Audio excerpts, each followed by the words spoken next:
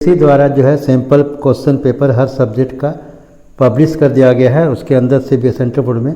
तो आज हम लोग जो चर्चा करेंगे यहाँ पर सोशल साइंस का क्लास 10 का टर्म 1 का, क्लास 9 और जो 11 का है वो पब्लिश नहीं किया गया है, लेकिन हमने ऑलरेडी 9 का भी इसमें जो सैम्पल पेपर है अपने आधार पर डाल दिया था।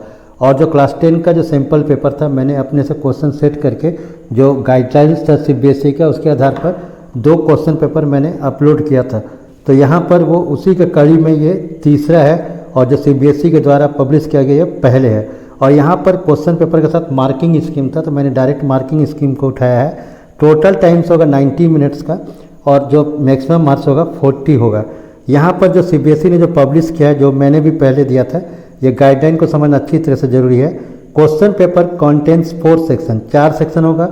सेक्शन ए, यहाँ पर सेक्शन ए बी सी दिख रहा है, लेकिन आपको जो परीक्षा में क्वेश्चन पेपर आएगा वहाँ ए बी सी नहीं दिखेगा। हर क्वेश्चंस में ऑप्शंस होगा। अगर यहाँ लिखा हुआ कि section A has 24 question, attempt any 20 question, यानी वहाँ पर लेकिन सीबीएसई का जब क्वेश्चन पेपर आप जाने जब एग्ज़ाम देंगे नवंबर में जो कि होगा तो वहाँ पर जो और दिया रहेगा 4 क्वेश्चन ऐसा होगा जो और में दिया रहेगा। लेकिन ये वहाँ क्योंकि आपको जब वहाँ पर जो भरेंगे आप जो OMR सीट भरेंगे तो वहाँ पर ऑप्शंस 1 में अगर है तो 2 क्वेश्चन दिया रहेगा यहाँ से और करके रहेगा, लेकिन आपको और का भी ऑप्शंस यहाँ पर रहेगा। तो 1 का जो भरना है तो और है तो उसका ऑप्शंस जो है उसको किसी ए है तो ए में भरना होगा, गोल करना होगा। बी आंसर है तो बी में गोल करना होगा, सी है तो सी में गोल करना होगा और डी है तो इसको डी में गोल करना होगा। और इसको अगर ए आंसर है तो पूरी तरह से पैक कर लेना है। तो इसी तरह से 20 जो सेक्शन बी है 22 क्वेश्चंस रहेगा जिसमें से अटेम्प्ट 18 क्वेश्चन करना है। सेक्शन सी में 12 क्वेश्चन रहेगा जो कि केस बेस्ड रहेगा। अटेम्प्ट एनी 5 क्वेश्चन रहना होगा पर केस में, 2 केस स्टडी रहेगा उसमें से 5 करना है। तो हर जो केस स्टडी रहेगा उसमें 6 क्वेश्चन रहेगा और 2 मैप बेस्ड क्वेश्चन रहेगा और जो कि दोनों अटेम्प्ट करना है। सब क्वेश्चन का मार्क्स जो है इक्वल रहेगा। There is no negative marks, कोई भी मार्क्स कटेगा नहीं, गलत निगेटिव नहीं होगा। तो सेक्शन ए जो है आपको attempt any 20 out of 24 questions, जो 20 क्वेश्चंस है अटेम्प्ट एनी 20 क्वेश्चंस, यानी जो भी 24 क्वेश्चंस यहाँ जो दिया हुआ है उसमें से आपको 24 क्वेश्चंस को अटेम्प्ट करना है। तो यहाँ पर जो मैंने पहले भी क्वेश्चंस दिया था, जो पहला क्वेश्चन यहाँ दिया हुआ है कि who among the flowing was the founder of young Europe underground secret society in burn.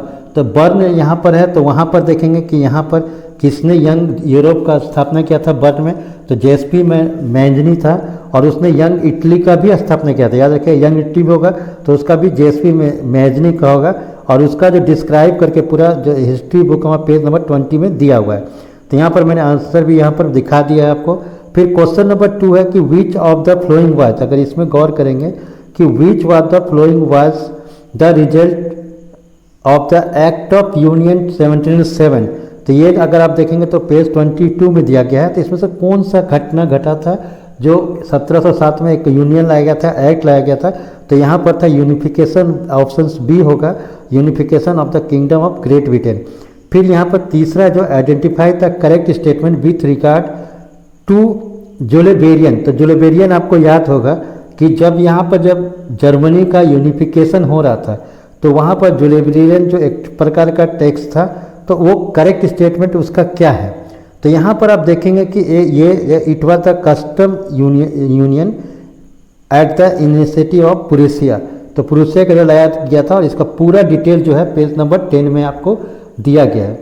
उसके बाद देखिए आप अगला क्वेश्चन देख रहे हैं, क्वेश्चन नंबर 4 जो है कि which of the following country we are involve in the, ठीक है, 3 war with Prussia and Indian with victory and unification of Germany. तो यहाँ पर देख रहे हैं 3 कंट्री जो था लड़ा था बार बार, ऑस्ट्रेलिया, डेनमार्क, फ्रांस, और वहाँ पर ये तीनों से लड़ाई करने के बाद ही जाके यहाँ प्रूसिया जो था वो जर्मनी का यूनिफिकेशन हुआ। अभी जो लोग पेज नंबर 19 देखिए उसी का। तो यहाँ पर जो क्वेश्चन 3 है और क्वेश्चन जो 4 यहाँ दिया है तो वहाँ परीक्षा में आपको ये और करके रहेगा क्योंकि दोनों यूनिफिकेशन ऑफ जर्मनी से दिया गया है।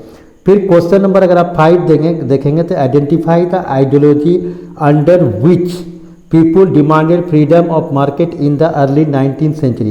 तो शुरुआत का 19th सेंचुरी में कौन आया तो इसका ऑप्शन बी होगा लिबरलिज्म। फिर choose the correct matched pair about the crops, ये क्रॉप से ज्योग्राफी से क्वेश्चंस है। तो यहाँ पर जो आपको एग्रीकल्चर का चैप्टर से पेज 41 से लिया गया है कि इसको क्रॉप्स और एरिया इन ग्रोन का बेटर किया गया है। तो यहाँ देख रहे हैं कि यहाँ पर आप देखेंगे उस बुक में तो सी ऑप्शन होगा कि कॉपी और तक कर्नाटका। तो यहाँ पर ऑप्शन सी है कॉपी ऑफ द कर्नाटका। फिर जो क्वेश्चन नंबर 7 दिया हुआ है the piece of land left uncultivated, ये ज्योग्राफी का चैप्टर 1 का पेज नंबर 10 है, जो कि हम लोग 1 से 2 साल तक 5 साल तक एग्रीकल्चर को छोड़ देते हैं। तो इसको क्या कहते हैं? तो अभी हम लोग पहले भी जब हम लोग ज्योग्राफी में पढ़ा रहे थे वहाँ जब हम लोग शिफ्टिंग कल्टीवेशन पढ़ रहे थे तो स्लैश एंड बर्न पढ़ रहे थे, तो वहाँ से अगर कुछ सालों के लिए 10, 12, 13, 14 साल के लिए छोड़ दिया जाता था और फर्स्ट चैप्टर देखते थे उसको फॉलोलैंड कहते थे। तो ये पेज नंबर 10 ज्योग्राफी में दिया हुआ है। Which one of the following conference convened to discuss environmental protection and socio economic development in the global level of 1992। तो यहाँ पर आप देखें कि 1992 में जब समिट हुआ था रियो डे जेनेरो का, जो कि उसका जो पहले ही चैप्टर में दिया सी का अर्थ समिट, तो वो आंसर सही होगा। पेज नंबर 3 में बुक में दिया हुआ है।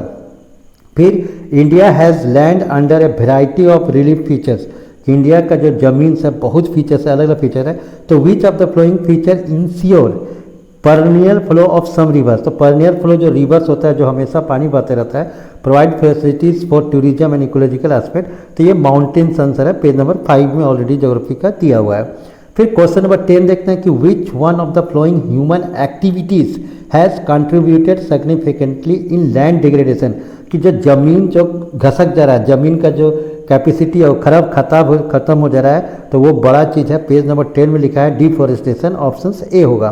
फिर क्वेश्चन नंबर 11 है कि which one of the following country adapted Mediterranean in their constitution. तो सिविक्स का बुक में अपने पॉलिटिकल साइंस में पढ़ा होगा, मैंने दिया था कि जो मतलब कि 2 तरफ था, एक बेल्जियम और एक दूसरा था श्रीलंका। तो यहाँ पर मेडिटेरियन पॉलिसी जो अपनाया गया था श्रीलंका का में था, तो ऑप्शन सी होगा। पेज नंबर 6 में ये दिया हुआ है सिविक्स का बुक में। फिर 12 में है कि identify the significant reason of power sharing from the following option. Power sharing कौन सा सबसे अच्छा चीज़ है जिसमें कि जो चीज़ घटना नहीं घटता है, तो उसमें सबसे पहला चीज़ पावर शेयरिंग का जो एक फीचर्स लिखा हुआ है कि सोशियो इकोनॉमिक जो कॉन्फ्लिक्ट है, जो विवाद है, जो झगड़ा है, वो खत्म हो जाता है। तो ऑप्शन ए होगा, पेज नंबर 6 में दिया हुआ है इसका। फिर apart from the central and state government, अगर सेंट्रल और स्टेट गवर्नमेंट को छोड़ दें तो Belgium has a third kind of government as well, कि बेल्जियम में जो तीसरा प्रकार का भी सरकार है, तो हम लोग ऑलरेडी पढ़े हुए हैं, वह कम्युनिटी गवर्नमेंट, और ये पेज नंबर 5 में दिया हुआ है। फिर है विच of the following country is an example of coming together federation. तो बहुत से अलग अलग कंट्री, अलग अलग देश से तो वो लोग एक साथ आके मिले, और इसमें सबसे बड़ा एग्जाम्पल है USA, United state of America, जो कि 50 कंट्री हैं। और यहाँ पर पेज नंबर 50 में इसका आंसर जो इसका बुक में वहाँ से दिया गया है सिविक्स का बुक में। Question number 15, why is the power share among the different organ of government called the horizontal distribution of power. तो हॉरिजेंटल डिस्ट्रीब्यूशन ऑफ पावर क्या चीज़ है कि जो अगर देखेंगे तो डिफरेंट ऑर्गन्स है उसको सेम लेवल पर रखा गया है। हॉरिजेंटल में यहाँ से हो गया लेजिस्लेटिव, एग्जीक्यूटिव, जुडिशरी, तो ये हॉरिजेंटल हो गया सेम लेवल पर रखा गया। तो इसमें आप देखेंगे कि ऑप्शन बी में दिया हुआ कि इट फॉर ये law the different organ of government to be placed at the same level. तो ये पेज नंबर जो है 8 में दिया हुआ है इसको सिविक्स का बुक में। Question number 16, in India's federal system, अगर इंडिया का जो फेडरल सिस्टम है, इंडिया जो है कॉन्स्टिट्यूशन में नहीं लिखा है कि इंडिया फेडरल कंट्री है, लेकिन उसका जो फीचर्स है वो वहाँ पर दिखाई देता है। तो central and state government have the power to legislate on all the above subject which are included in. तो कंकरेंट लिस्ट है, कंकरेंट लिस्ट में सेंट्रल गवर्नमेंट का पावर, स्टेट गवर्नमेंट उसमें बना सकता है, तो ऑप्शन सी होगा। और पेज नंबर 17 का सिविक्स का बुक में दिया हुआ है। 17 क्वेश्चन है, विच of the flowing state of India enjoys special power under article 371A of the constitution of India. हम लोग 370 देखते थे, तो जम्मू कश्मीर का 337A देख रहे हैं, तो वहाँ पर अगर देखेंगे तो नागालैंड, आसाम, ये सब का कुछ स्पेशल स्टेटस दिया हुआ है, मिजोरम का। तो यहाँ पर वो सब में सिर्फ नागालैंड आंसर है, तो ये दिया हुआ है पेज नंबर 17 जो है आप वहाँ सिविक्स में देख सकते हैं। फिर है question number 18, which one of the following is an example of primary sector activity. तो ये सिविक्स का है, तो यहाँ आपको देख रहे हैं कि ऑप्शन सी होगा, प्राइमरी फार्मिंग होगा, page number 20। Which of the following measures the production या proportion of literate population in 7 and 8 year group. तो यहाँ पर देख रहे हैं कि ये ऊपर जाता है, तो ये भी आप देख रहे हैं कि इकोनॉमिक्स का है और लिटरेसी रेट है, और ऑप्शन सी होगा। क्वेश्चन नंबर 20 है, which one of the following is the correct meaning of average income. Average income का कौन सा करेक्ट मीनिंग? तो हम पहले ही बोले थे कि जो टोटल इनकम होता है उसको टोटल पॉपुलेशन से डिवाइड कर देना है, तो यहाँ पर ऑप्शन बी आएगा। इकोनॉमिक्स का पेज नंबर 8 में ये दिया हुआ है। फिर है कि which one of the flowing best describes human development index, तो ये भी इकोनॉमिक्स का है। तो यहाँ पर दिया था 3 चीज़ का, हेल्थ, एजुकेशन एंड इनकम। तो ये ऑप्शन बी में यहाँ पर दिया हुआ पेज नंबर 13 इकोनॉमिक्स का बुक में है। फिर कॉन्सिक्वेंस माने प्रभाव ऑफ द इन्वायरमेंटल डिग्रेडेशन, जो इन्वायरमेंटल का डिग्रेडेशन हो रहा है पहले से, do not respect national and state boundary, यहाँ पर रिस्पेक्ट नहीं करता। तो इस तरह को अगर हम लोग देखते हैं इसको सस्टेनेबल डेवलपमेंट कहते हैं। तो ऑप्शन सी होगा पेज नंबर 15 में दिया हुआ है इकोनॉमिक्स का। Which of the following example fall under a organise sector, कौन सा इसमें ऑर्गेनाइज सेक्टर में देता है? तो ये 4 प्रकार दिया है। तो यहाँ पर जो ऑप्शन बी दिख रहा है कि engineer getting all employment benefit, जो कि इसका पीएफ भी कटता है, हॉस्पिटल्स भी है, डीए भी देता है, डीएनए के अलाउंस भी देता है। तो ये ऑप्शन बी और पेज नंबर 30 में इसका बहुत अच्छा से डिस्क्राइब किया गया इकोनॉमिक्स का बुक में। फिर इकोनॉमिक्स का ही बुक का ये स्टेटमेंट है कि Mahatma Gandhi national rural employment guarantee act 2005 यानी मनरेगा, ठीक है, तो state a guarantee of minimum 100 days employment per year. तो if government is unable to fulfil this 100 days of the employment government would have to, तो गवर्नमेंट इसको क्या देगा? तो यहाँ पर निश्चित है कि उसको बेनिफिट देगा, कंपनसेशन देगा। पेज नंबर 29 में यहाँ दिया हुआ है। फिर ये जो इमेज है पर्सनिफिकेशन ऑफ जर्मनी का दिया हुआ है, commonly associate with romantic era और रेवोल्यूशन ऑफ 1848। तो identify the name from among the flowing, तो ये आप देख रहे हैं कि जर्मानिया का दिया हुआ है पिक्चर्स, यहाँ पर ऑप्शन सी होगा। आप पिक्चर्स को जो बुक में उससे भी आप देखेंगे तो वहाँ इस तरह का आइडेंटिफाई है, तो ये जर्मानिया है। फिर note flowing question for visual impact, जो क्वेश्चन नंबर 25 का दिया हुआ है वहाँ पर जो है इसका और करके दिया हुआ है। तो यहाँ पर identify the name of Prussian king who was proclaim German emperor, तो यहाँ बार्सिलिस में था, तो याद था विलियम फर्स्ट हुआ था। फिर question number 26 which of the following options is are correct about Balkan nationalism, तो बाल्कान नेशनलिज्म का अगर आप पढ़ेंगे तो मैंने इसका दिया था। तो पेज यहाँ 23 का यहाँ पर जो देखेंगे 3 स्टेटमेंट है। तो पहला है कि Balkan region become part of the Ottoman empire, वापस में लड़ रहे थे, फिर ये भी सही है। दूसरा the region compromise of ethnic group inhabited Greek Serb और मोन्टेग्रोरियो, तो बहुत सारा, यानी 1 2 दोनों सही है। तो यहाँ पर ऑप्शन ए होगा पेज नंबर 23 में हिस्ट्री का बुक में यहाँ दिया हुआ है। फिर क्वेश्चन नंबर 27 है कि why were the weaver of Silesia, जो ये इसका बहुत बड़ा स्टेटमेंट है, पेज नंबर 16 में दिया है कि वो लोग किस तरीके से कॉन्ट्रैक्टर में आक्रमण करे थे 1845 में। तो यहाँ पर अप्रोप्रिएट रीजन क्या था? तो उनको जो था, जो यहाँ देख रहे थे, जो दिया हुआ था पैसा वो नहीं दे रहे थे। तो एक ऑप्शन ये है कि कॉन्ट्रैक्टर डिड नॉट पे देयर ड्यूज, जो बाकी था, कि उसको वहाँ से कपड़ा ले लिए थे और बुनकर से, लेकिन उसको पैसा नहीं किए थे। फिर identify the question number 28 identify the major aspect that helped in the formation of the nation state in Britain, कि ब्रिटेन का जो नेशन स्टेट बना था इसमें कौन सा है? तो यहाँ पर तो आप देखेंगे पेज नंबर 20 का बुक में दिया हुआ है। तो बी ऑप्शन दिख रहा है कि the parliament through a bloodless revolution, ये जो स्टेटमेंट है ब्रिटेन का कि बिना आंदोलन का ये हो गया, तो वहाँ पर ये माने कि पावर सीज कर दिया मोनार्की, यानी बी होगा। क्वेश्चन नंबर 29 जो है identify the soil with the help of clue, तो यहाँ क्लू दिया हुआ है कि develop in area with high temperature and heavy rainfall. फिर जो लो इज द ह्यूमस कंटेंट। फिर दिया हुआ है forest in the hilly areas of Karnataka, Kerala and Tamil Nadu. तो यहाँ पर जो दिया हुआ 4 है, forest soil, yellow soil, black soil और लेटराइट सॉइल।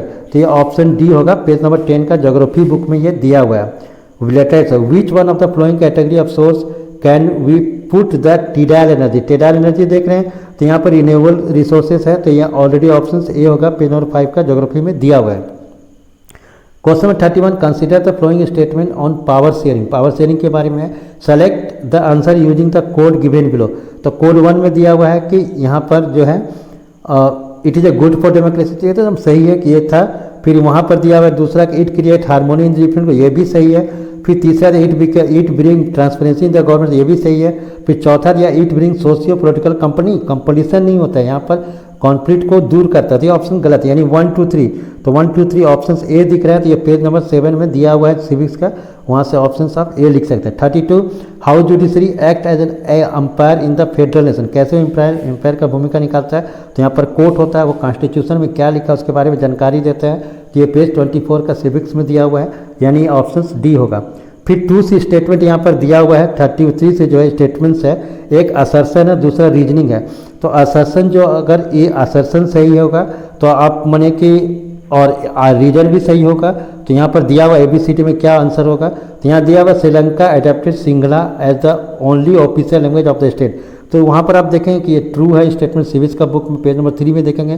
फिर रीजन दिया है कि the government of Sri Lanka wanted to foster their culture language and religion, उसको बढ़ाना चाहते हैं। तो आर भी सही है, उसका एक्सप्लेनेशन भी सही है, यानी इसका ऑप्शन ए होगा कि अगर both A and R are true and R is the correct explanation of A, ये सही है, पेज नंबर 3 में दिया है।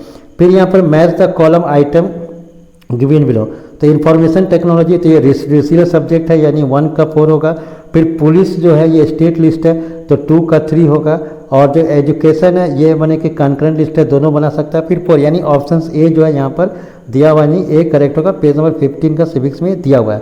35 है Anita is appearing is an examination conducted for recruitment of the central government position, कि अनीता जो उसमें अप्लाई करे, लेकिन how many languages as mention, how many languages as mention in the 8th schedule can be opt adapt in the examination, तो यहाँ examination में कौन सा लेगा। तो यहाँ आप देख रहे हैं कि जो इसमें जो दिया हुआ है तो 18, 21 और 22, तो 22 एज है, तो यहाँ पर आंसर 21 होगा। फिर क्वेश्चन नंबर 36 है कि identify the administrative system of India government with the help of following information, तो यहाँ दिया हुआ है कि 3 ऑप्शन है, power share between central and state government to the local government, फिर it is a third layer tier of government. तो ये देख रहे हैं कि आप ये कौन चीज़ आ रहा है, तो डिसेंट्रलाइज किया गया, तो ऑप्शन सी जो पंचायती सिस्टम आया है होगा, पेज 24 में ये सिविक्स का दिया हुआ है। क्वेश्चन नंबर 37 में दिया कि which of the following options prove that the India is a quasi federal state, कौन सा स्टेट में बताता है कि क्वासी फेडरल है। तो यहाँ देखेंगे पहला मोर पावर विद सेंटर, तो ये सही है इंडिया के बारे में। फिर एसोसिएटेड सब्जेक्ट विद सेंटर, सही है इंडिया के बारे में। इक्वल सब्जेक्ट विद सेंटर और गवर्नमेंट, ये गलत है, इक्वल सब्जेक्ट नहीं, सबका अलग अलग है, यानी थर्ड गलत है। फिर currency and railway with centre, ये सही है, यानी 1, 2 और 4 थर्ड सही, तो 1, 2, 4 बी में दिया, तो बी ऑप्शन सही है। 38 क्वेश्चन में कि identify the correct statement about the theory of federalism in the Indian constitution, जो 4 स्टेटमेंट दिया कौन सही है, जिसको आप पढ़ेंगे तो देखेंगे कि the constitution declare India as union of state, ये सही है, 1 सही है। Sharing of power between the union government and state government is basic structure of constitution, ये भी सही है। It is easy to make change to be power sharing arrangement, ये गलत है थर्ड का। The parliament can its own change in देश, ये भी गलत है, यानी 1, 2 का सही, यानी ए ऑप्शन होगा। फिर क्वेश्चन नंबर 13, फिर ये असर्शन और रीजन का असर्शन दिया है कि human development means low how much socio economic development has it happen in country, तो ये इकोनॉमिक्स का बुक दिया। फिर comparison of national income of 2 country explain human development index, यानी जो यहाँ देख रहे हैं ये गलत है। आर जैसे 2 स्टेट के बारे में कंप्लेन करते ही नहीं, 2 कंट्रीज के बारे में नेशनल इनकम के साथ साथ एजुकेशन, लाइफ एक्सपेक्टेंसी, हेल्थ, ये सब देखता है, यानी रीजन गलत है और ए ट्रू है, यानी ऑप्शन सी होगा। फिर 40 में है कि choose the correct option from the flowing, इसको चूज करना है। तो यहाँ पर जो करेक्ट ऑप्शन कुरियर जो है टर्सरी सेक्टर में आता है, यानी सही है। फिशरमैन सेकेंडरी सेक्टर नहीं, ये प्राइमरी में आता है, तो गलत है, यानी ए सही है, तो ए का आंसर हो जाएगा। फिर read the flowing data and information carefully and select the most appropriate answer of the given options. Table for comparison of 3 countries, 3 countries का टेबल दिया गया, ए बी सी दिया हुआ है। तो यहाँ पर दिया हुआ है कि उसको कहाँ जाएगा, जो मंथली इनकम सीरीजन 2007 का है। तो Rita is an employ of the multinational company, वो वहाँ पर मल्टीनेशनल कंपनी जो MNC के वहाँ पर काम करती है Rita, who get transfer to different country after every 3 साल उसका ट्रांसफर हो जाता है। तो she has given an opportunity to choose any 1 out of the 3 country, 3 country में कि mention in the table above, तो ये कौन सा चुनेगी। तो identify the reason which Rita has chosen the country है, तो कंट्री का अगर आप देखेंगे तो यहाँ पर मंथली इनकम 900,005, फिर यहाँ पर दूसरा तीसरा आदमी का, तो यहाँ देखेंगे सबका एक जैसा इनकम है, क्या कारण उसका। तो यहाँ दिया हुआ है कि हाउ हैज मस्ट इक्वल, ये इक्वल डिस्ट्रीब्यूशन ऑफ इनकम, यानी बी, तो सबको इक्वल है, तो वहाँ पर पेज 24 ये इकोनॉमिक्स का दिया हुआ है, ऑप्शन सही है। फिर Vijay is under moisture age weight is 45 kg, तो हाइट इज इतना, तो इसका हम पहले ही बताए थे कि यहाँ आपके जो हाइट है उसको स्क्वायर कर देना और 45 से, तो इसको डिवाइड करके फार्मूला से निकालेंगे BMI का, तो ये इकोनॉमिक्स का बुक में पेज नंबर 13 से दिया है, तो ऑप्शन ए आएगा 12.6, यानी हाइट को वेट जो आपका है तो kg/मीटर² होता है, यानी kg जो होता है वेट डिवाइडेड बाई हाइट का स्क्वायर निकाल के डिवाइड करने, तो आंसर आपको आ जाएगा। फिर क्वेश्चन नंबर 43 जो दिया है कि women works at the sweet shop, एक औरत जो है स्वीट शॉप में काम करती है इन हर विलेज, गांव में, कॉन्ट्रैक्ट बेसिस पर, तो कॉन्ट्रैक्ट बेसिस जहाँ आ जाएगा तो अनऑर्गेनाइज सेक्टर हो जाएगा, आगे पढ़ने का जरूरत नहीं है, क्योंकि लिखा हुआ है किसी डजंट गेट एनी हॉलीडे और पेड लीव, तो उसको छुट्टी का नहीं मिलता है, इस लाइन में लिखा हुआ है। तो यानी इसको मैंने कि ये अनऑर्गेनाइज सेक्टर होगा, डी आंसर हो जाएगा। इकोनॉमिक्स का पेज नंबर 22 में दिया हुआ है। फिर according to 2017-18 the share of different sectors in employment in India was, यहाँ दिया हुआ है प्राइमरी का 44%, सेकेंडरी का 25%, टर्सरी का 31%। तो वन ऑफ थ्री सेक्टर, यहाँ पर 3 सेक्टर है। तो यहाँ पर जो दिया हुआ है कि one of three, Y did the ratio of the employment in primary sector high, क्यों जो एम्प्लॉयमेंट है हाई है, तो वर्कर्स का प्राइमरी सेक्टर में अंडर एम्प्लॉयड है, यानी डिस्गाइज एम्प्लॉयमेंट, उसको काम पूरी तरह से नहीं मिलता, यानी ए है। और इकोनॉमिक्स का पेज नंबर 25 में दिया हुआ है। फिर 2 स्टेटमेंट, फिर यहाँ पर असर्शन है, और असर्शन के साथ साथ रीजन दिया हुआ है। तो असर्शन है कि क्रूड ऑयल, ठीक है, क्रूड ऑयल यहाँ पर दिया हुआ है कि क्रूड ऑयल जो है reserve in entire world are depleting, we need a find out sustainable development for it. तो ये ज्योग्राफी का बुक में दिया हुआ पेज नंबर 19 में। तो इसका रीजन जो दिया हुआ है, तो यहाँ तो दिया हुआ है कि oil and petrol price increase day by, तो दोनों सही है, लेकिन आर जो है उसका एक्सप्लेनेशन ए का नहीं करता, यानी ऑप्शन यहाँ पर बी होगा।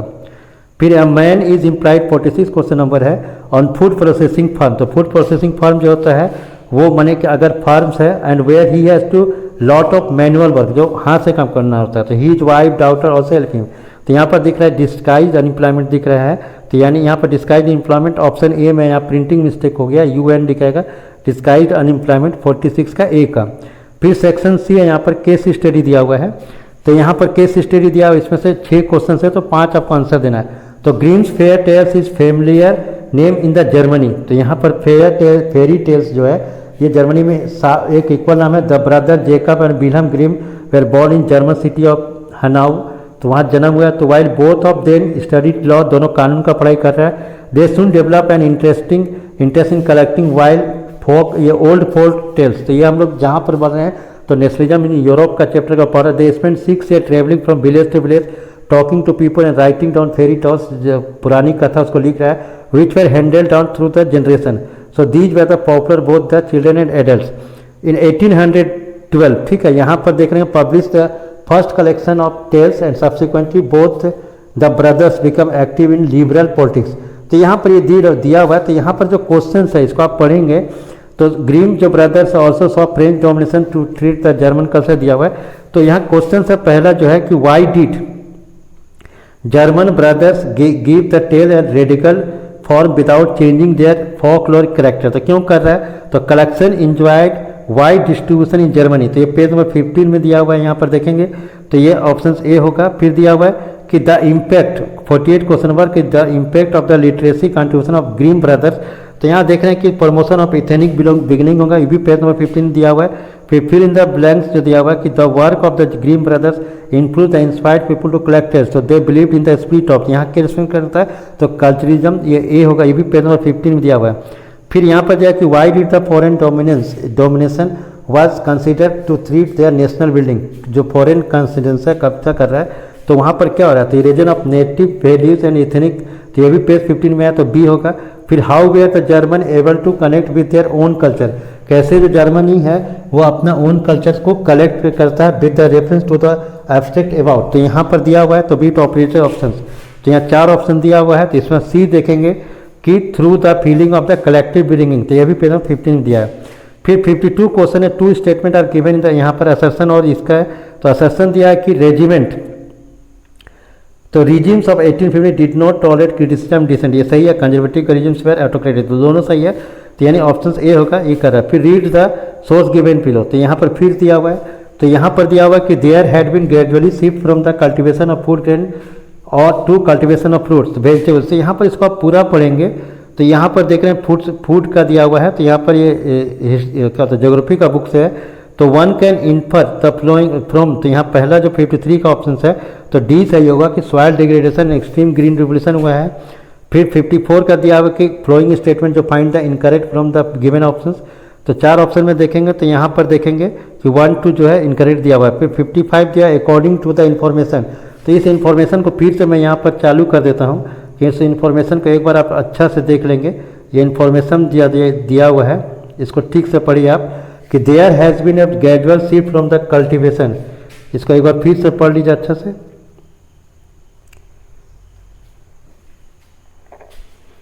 इसको देखेंगे, फिर आप 53 को समझेंगे, 54 को समझेंगे, फिर 54 का जो करेक्ट है ए, और 55 में दिया हुआ है तो availability of the more profits from the commercial crops, तो पेज नंबर 45 एग्रीकल्चर चैप्टर का है। 56 को अगर क्वेश्चन देखेंगे तो इसका ऑप्शन ए आएगा कि fertiliser, pesticide, insecticide which one show dramatic result are now, ठीक है, being held responsible for the regulation of the soil, तो यहाँ पर ऑप्शन ए होगा, these inputs have been shown होगा।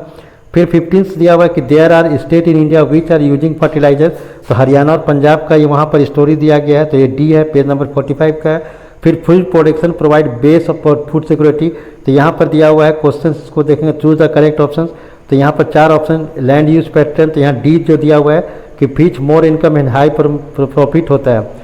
फिर गिवन मैप में जैसे यहाँ पर दिया कि on the given outline map of India identify the location with the help of specific information, तो ए बी का यहाँ मैप देखिएगा, और क्वेश्चन देखा है कि A is the march is the dam, तो ए में कौन डैम है, तो ये देख रहे हैं पंजाब में दिया हुआ तो भागरा नंगल डैम है। फिर यहाँ क्वेश्चन नंबर आगे देखेंगे, B on the map B is also mark the major tea cultivation, तो बी में अगर आप देखेंगे तो ये स्टेट जो है आसाम दिया है, क्या दिया है, आसाम, तो वहाँ पर टी होता है, यानी इसका आंसर आप आसाम का दे सकते हैं। फिर 59 जो 60 है इसमें भी दिया कि wide which of the following dam is located Uttarakhand, तो टेहरी ऐसी। फिर दिया हुआ है कि which one of the following is the principal cereal crop, तो राइस, तो इस तरह से ये आप देखेंगे आप अच्छी तरह सेटिस्फाइड हो जाएंगे। फिर इसी में लिंक आपका जो है दिया गया, जो मैंने सैम्पल पेपर अपलोड किया था 1 और 2 का, तो उसको भी आप प्रैक्टिस करिए, आप अच्छी तरीके से आपका मार्क्स जो ये 3 जो सैम्पल पेपर है आने वाले परीक्षा में आपको हेल्प करेगा। और मैं जल्दी अलग अलग जो सब्जेक्ट के डाल रहा हूँ तो इसके डिस्क्रिप्शन में उसका भी लिंक डाला हुआ है। Thank you.